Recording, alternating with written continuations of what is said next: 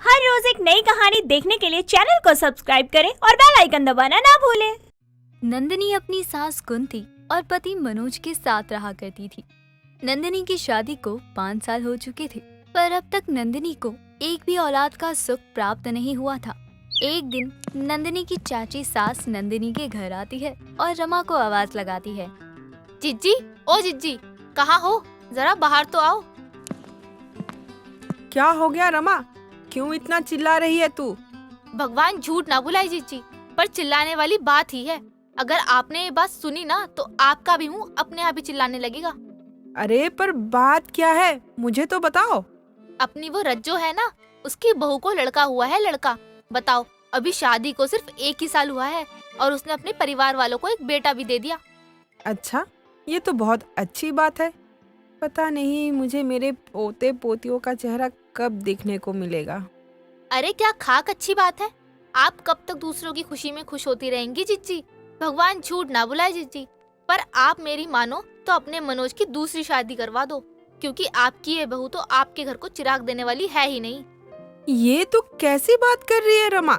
मैं अपने बेटे की दूसरी शादी कभी नहीं करवा सकती, ये जानते हुए कि मेरा बेटा मेरी बहू से बेहद प्यार करता है और वो उसके अलावा किसी और के साथ नहीं रह सकता। हाँ तो जिज्जी, अगर आप यही सोचती रही ना तो आपके घर में कभी बच्चे की किलकारियां नहीं गूंजेंगी। रमा कुंती को भड़का देती है और इस तरह कुंती के दिमाग में अब अपने बेटे की दूसरी शादी का ख्याल आ जाता है। रमा के जाने के बाद कुंती अपनी बहू के कमरे में जाती है और अपनी बहू से कहती है, नंदिनी बहू, तू क्या कर रही है? कुछ नहीं माँ जी, मैं तो बस आराम कर रही थी। वो क्या है ना, सर में थोड़ा सा दर्द हो रहा था, इसलिए मैं आराम करने के लिए आई थी। वो बहू? क्या हुआ माँ जी, आप कुछ कहना चाहती हो क्या? हाँ बहू, कहना तो चाहती हूँ, पर समझ नहीं आ रहा कि कैसे कहूँ। क्या बात है माँ जी, आप मुझसे जो भी कहना चाहती है वो बेझिझक होकर कहिए। बहू, तू मुझे दादी कब बनाएगी? अपनी सास की ऐसी बात सुनकर नंदिनी बिल्कुल चुप हो जाती है और वो वहाँ से उठकर जाने लगती है। पर तभी कुंती अपनी बहू का हाथ पकड़ लेती है। मैं जानती हूँ कि तू कभी माँ नहीं बन सकती बहू। तू भले ही माँ नहीं बन सकती, पर मुझे दादी तो बना ही सकती है ना। माँ जी, ये आप कैसी बातें कर रही हैं? आप तो जानती है ना कि मैं माँ नहीं बन सकती। अरे जब मैं माँ नहीं बन सकती हूँ तो आप दादी कैसे बन सकती हो? वो मेरी दूसरी बहू लाकर। क्या? हाँ बहू, दूसरी बहू। मैं मनोज की दूसरी शादी करवाना चाहती हूँ। अपनी सास के मुंह से अपने पति की दूसरी शादी के बारे में सुनकर मानो नंदिनी को बहुत बड़ा झटका लगता है। बहू, मैं जानती हूँ कि तेरे लिए ये बहुत बड़ी बात है, पर तू मेरा विश्वास कर, तेरी जो अहमियत इस घर में है वो कभी कम नहीं होगी और तुझे भी माँ सुनने का मौका मिलेगा। भले ही उस बच्चे को तूने ना जन्म दिया हो, पर वो बच्चा तेरा भी होगा। अपनी सास की बात सुनकर नंदिनी कुछ नहीं बोलती और चुपचाप वहाँ से चली जाती है। शाम को जब मनोज आता है तब वो अपनी पत्नी को उदास देखता है। नंदिनी, क्या हुआ तुम्हें? तुम इतनी उदास क्यों हो? कुछ नहीं मनोज, आप हाथ मुंह धो लीजिए, मैं खाना लगाती हूँ। नंदिनी मनोज की बातों का कोई जवाब नहीं देती और वहाँ से चली जाती है। समय यूं ही बीतता है और बीतते समय के साथ कुंती बार बार अपनी बहू को मनोज की दूसरी शादी के लिए कहती है। ऐसे ही एक दिन, बहू, तूने मनोज से बात की? किस बारे में माँ जी? बहू, तू अच्छे से जानती है कि मैं किस बारे में बात कर रही हूँ। अपनी सास की बात सुनकर एक बार फिर नंदिनी शांत हो जाती है। बहू, मेरी उम्र होती जा रही है, मुझे नहीं पता कि मैं कब तक हूँ, और मैं ये भी जानती हूँ कि अपने पति की दूसरी शादी करवा पाना तेरे लिए बहुत ही मुश्किल है। पर तू भी एक बार सोचना, तेरी एक हाथ से इस घर में बच्चे की किलकारियाँ गूंजेगी, सभी के चेहरे पर खुशियाँ होंगी। कुंती अपनी बातें पूरी करके वहाँ से चली जाती है तो वहीं नंदिनी के मन में बस कुंती की बातें ही चलती हैं। देर रात जब मनोज अपने घर आता है तो नंदिनी मनोज के गले लगकर बहुत रोती है। नंदिनी, क्या हुआ तुम्हें? तुम रो क्यों रही हो? आखिर बात क्या है? मनोज, मैं तुम्हें एक सच बताना चाहती हूँ। मैंने तुमसे और माँ जी से ये बात छिपाई। सच? कौन सा सच? आखिर ऐसा कौन सा सच है जो तुम मुझसे छुपा रही हो? यही कि मुझे कैंसर है।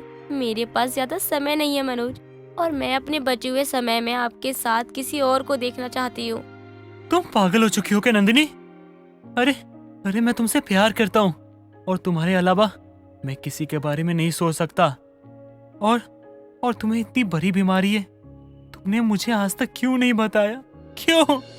नंदिनी उसे काफी समझाती है और चुप भी करवाती है, जिसके बाद मनोज दूसरी शादी के लिए मान जाता है। और इस तरह अब बहुत ही जल्द मनोज की दूसरी शादी रागिनी नाम की एक लड़की से हो जाती है।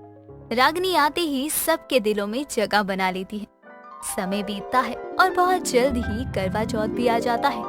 रागिनी बहू, नंदिनी बहू, आज करवा चौथ है और देखो शाम होने को, जल्दी से तैयार हो जाओ, कथा सुनने का समय हो रहा है। अपनी सास की बात सुनकर दोनों सौतन तैयार होकर अपनी सास के पास जाती हैं। हाय मेरी बहुएं, कितनी प्यारी लग रही है। भगवान करे इन्हें किसी की नजर ना लगे। चलो अब मेरे साथ व्रत का कथा सुनने चलो। कुंती के साथ अब उसकी दोनों बहुएं व्रत कथा सुनने के लिए चली जाती हैं। कुछ देर बाद जब वो दोनों अपने घर आती हैं, तो रागिनी अपनी सौतन नंदिनी से कहती है, दीदी, मुझे तो बहुत प्यास लग रही है। मुझे तो कुछ समझ नहीं आ रहा कि मैं क्या करूं। आंखों के सामने भी अंधेरा सा आ रहा है। रागिनी, ये करवा चौथ का व्रत थोड़ा सा मुश्किल होता है, पर तुम चिंता मत करो। तुम बस खुद पर विश्वास रखो। नंदिनी रागिनी को काफी हौसला देती है और इस तरह आज का पूरा दिन भी निकल जाता है। देर रात जब चांद निकलता है, तब कुंती की दोनों बहुएं छत पर जाती हैं और अपनी पूजा की थाली लिए खड़ी होती हैं। पर मनोज अपनी दोनों पत्नियों को देखकर ये समझ नहीं पा रहा था कि वो पहले किसका व्रत खुलवाए। मनोज अपनी पहली बीवी नंदिनी से बहुत प्यार करता था, इसलिए वो नंदिनी की तरफ बढ़ता है। मनोज को अपनी तरफ आता हुआ देखकर नंदिनी के चेहरे पर एक मुस्कान थी। नंदिनी अब चांद देखकर मनोज की आरती उतारती है। अब जैसे ही मनोज नंदिनी को पानी पिलाने जाता है, तभी रागिनी बेहोश होकर नीचे गिर जाती है। रागिनी के बेहोश होते ही मनोज रागिनी की तरफ जाता है और उसके हाथों में जो पानी था वो रागिनी को पिला देता है। रागिनी, तुम ठीक तो हो ना? अरे बेटा, रागिनी को उसके कमरे में ले चल, और नंदिनी बहू तू डॉक्टर को बुला, फोन करके बुला ले। मनोज रागिनी को अपनी गोद में उठाता है और उसे वहाँ से ले जाता है। तो वहीं अपनी आंखों में आंसू लिए नंदिनी खड़ी रहती है। कुछ देर बाद नंदिनी डॉक्टर को बुलाती है। डॉक्टर, मेरी बहू को क्या हुआ? वो ठीक तो है ना? जी हाँ, वो दोनों बिल्कुल ठीक है। दोनों? आपको नहीं पता? अरे मनोज जी, आपकी पत्नी माँ बनने वाली है। उनका ध्यान अच्छे से रखिएगा। डॉक्टर के मुंह से ये बात सुनते ही सभी के चेहरे पर एक प्यारी सी मुस्कान आ जाती है।